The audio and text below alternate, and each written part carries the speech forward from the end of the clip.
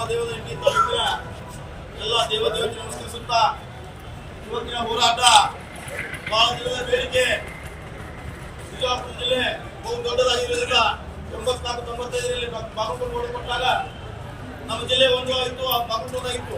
ಅದೇ ಪ್ರಕಾರ ಇವತ್ತು ನಮ್ಮ ಇಂಡಿ ತಾಲೂಕಿಗೆ 50 ಕಿಲೋಮೀಟರ್ ನೋಡಿದ್ರೆ 5 ತಾಲೂಕಿನ ಕೇಂದ್ರದಲ್ಲಿ ನಮ್ಮ ಕೇಂದ್ರ ಆಗ್ತದೆ. ಎಲ್ಲ ಮತ್ತು ಸರ್ಕಾರಿಯ ಸವಲತ್ತುಗಳು ಹೊಂದಿದಂತ ಜಿಲ್ಲೆಗೆ ಏನ್ ಬೇಕಾಗದಂತ ಇಲಾಖೆಗಳು ಆಫೀಸ್ ಸರ್ಕಾರದಿಂದ ಸವಲತ್ತು ಏನದ ಆಲ್ರೆಡಿ ಅದಾವ. ಮತ್ತು ಮಾನ್ಯ ಸರ್ಕಾರದ ಮನವಿ ಏನಂದ್ರೆ ಇವತ್ತು ದಿವಸ ಸಾಲುಟ್ಗಿ ಮಿರ್ಗಿ ಗ್ರಾಮದಿಂದ ಸಮಸ್ತ ಅಂಜುಟ್ಗಿ ಮತ್ತು ಎಲ್ಲ ಗ್ರಾಮದಿಂದ ಕೂಡಲೇ ಈ ಸರ್ಕಾರ ಸಿದ್ದರಾಮಯ್ಯ ಸರ್ಕಾರವರು ಈ ಜಿಲ್ಲೆಯನ್ನು ಆಗಿ ಮಾಡಿ ಈ ಬಹುದಿನದ ಹೇಳಿಕೆ ಭೀಮಾ ತೀರದ ನಮ್ಮ ಬಹಳ ಇನ್ನೂ ತಾಲೂಕಾಗಿದೆ. ಇದು ಸರ್ಕಾರದ ಒಂದು ಕಡಿದಾಣಿಯಿಂದ ನಾವು ಕೂಡಲೇ ಈ ಜಿಲ್ಲೆಯನ್ನು ಮಾಡಿ ಬಹುದಿನದ ಬೇಡಿಕೆ ಈಡೇರಿಸಬೇಕಂತ ಹೇಳಿ ತಮ್ಮಲ್ಲಿ ಮನವಿ ನಮ್ಮ ದಂಡಾಧಿಕಾರಿ ಮುಖಾಂತರ ಒಂದು ಮನವಿ ಸಲ್ಲಿಸಲು ನಾವೆಲ್ಲ ಬಂದಿದ್ದೇವೆ.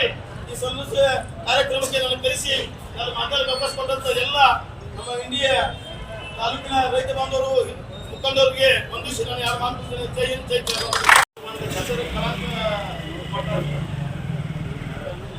ಭೀಮಾ ತೀರ ಭೀಮಾ ತೀರದ ಭೀಮಾ ರತಿಯಾದಂತ ಒಂದು ಸುಂದರವಾದ ತಾಣ. ಅಂತ ಒಂದು ಸುಂದರವಾದ ತಾಣವನ್ನು ನಾವು ಜಿಲ್ಲೆ ಮಾಡ್ಬೇಕಂತೇಳಿ ಮಾನ್ಯ ಶಾಸಕರು ಆ ಕನಸನ್ನು ನಾವೆಲ್ಲರೂ ನನಸು ಮಾಡಬೇಕು. ಇನ್ನೂ ದಿನ ನಮ್ಮ ಹೋರಾಟಗಳು ಜಾಸ್ತಿ ಆಗಬೇಕು. ಶೈಕ್ಷಣಿಕವಾಗಿ ನಾವು ಮುಂದುವರೆದೆವು. ಫ್ಯಾಕ್ಟ್ರಿಗಳು ನಮ್ಮದಾವ.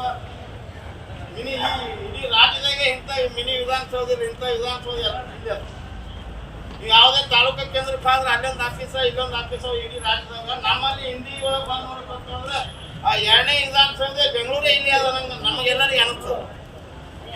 ದಿನೇ ನಮ್ಮ ಇಂಡಿ ಪಟ್ಟಣ ಅಭಿವೃದ್ಧಿ ಹೊಂದಲಿಕ್ಕತ್ತದ. ಶೈಕ್ಷಣಿಕವಾಗಿ ನಾವು ಮುಂದಿದ್ದೆವು, ಆರ್ಥಿಕವಾಗಿನೂ ಮುಂದಿದ್ದೆವು, ಕಬ್ಬಿನ ಬೆಳೆ ಬೆಳೀಲಿಕ್ಕೆತ್ತಿದ್ದೆವು. ಮತ್ತೆ ನಿಂಬೆ ಅಭಿವೃದ್ಧಿ ಮಂಡಳಿ ಅದ,